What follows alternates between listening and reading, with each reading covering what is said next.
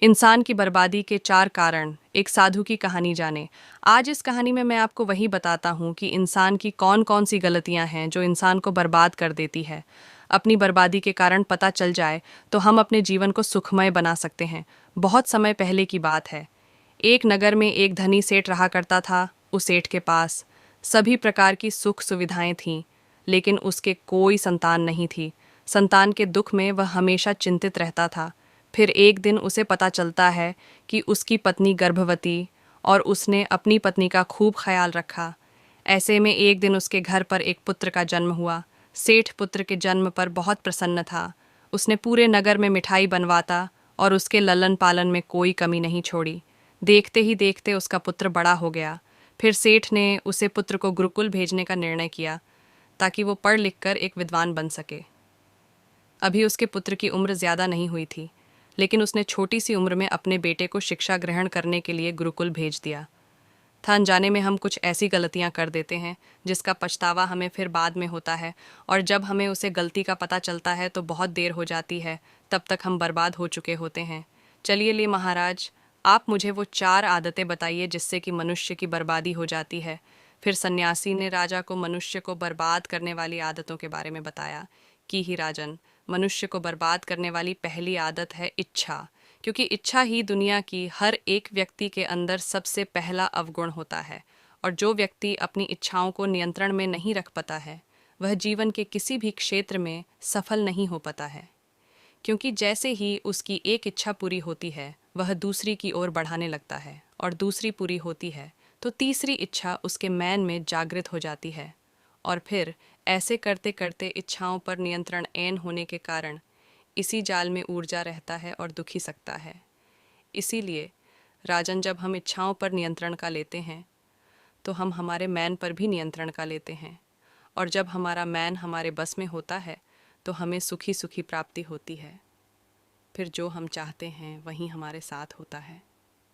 फिर सन्यासी कहता है कि ही राजन, मनुष्य को बर्बाद करने वाली दूसरी आदत है वासना। वासना का जन्म हमारे मन में उठने वाली इच्छाओं से होता है। जिस प्रकार इच्छा का कोई अंत नहीं होता और मनुष्य वासना के जाल में फंसता ही चला जाता है। वासना के वसीभूत होकर मनुष्यों को कुछ भी नज़र नहीं आता है। आज तक जितनी भी लड़ाइयाँ हुई हैं उनका सबसे बड़ा कारण स्त्री को पाने की इच्छा ही रही है। स्त्री के प्रेम में वसीभूत होकर राजा महाराजाओं ने आज से पहले बहुत सारे युद्ध किए हैं। रावण ने संसार का सबसे बुद्धिमान व्यक्ति था, लेकिन उसने भी माता ताकि सुंदरता की फिर मैं आकर अपना सब कुछ बर्बाद कर लिया। उसकी मृत्यु का कारण एक स्त्री ही बनी थी। कहीं राजा महाराजा तो युद्ध में इसलिए हार गए क्योंकि वो लोग स्त्रियों से रासलीला रचने में ही रह गए। ईश्वर ने तो स्त्री की उत्पत्ति इस संसार को बढ़ाने के लिए की है, लेकिन आजकल लोगों ने इसे अपनी वासना का शिकार बना लिया है, अपने मनोरंजन का साधन समझने लगे हैं। और जब उन्हें अपना यह मनोरंजन नहीं मिलता तो वो पागल हो जाते हैं और ना जाने क्या क्या कर बैठते हैं। इसीलिए ही राजन, जितना हो सके उतना वासना से दूर रहना चाहिए। फिर सन्यासी कहता है कि ही राजन, मनुष्यों को बर्बाद करने वाली 3 तीसरी आदत है क्रोध। क्योंकि जब मनुष्य की वासना की पूर्ति नहीं होती है तो उसके अंदर क्रोध उत्पन्न हो जाता है, और जब व्यक्ति को क्रोध आता है तो उसे पर उसका नियंत्रण नहीं होता है, और फिर वो क्रोध में आकर कहीं गलत निर्णय ले लेता है। वो दूसरों को भला बुरा का देता है, गलियां निकल देता है, और जब उनका क्रोध शांत होता है तो उन्हें अपनी गलती का एहसास हो जाता है। लेकिन तब तक तो सब कुछ बर्बाद हो चुका होता है।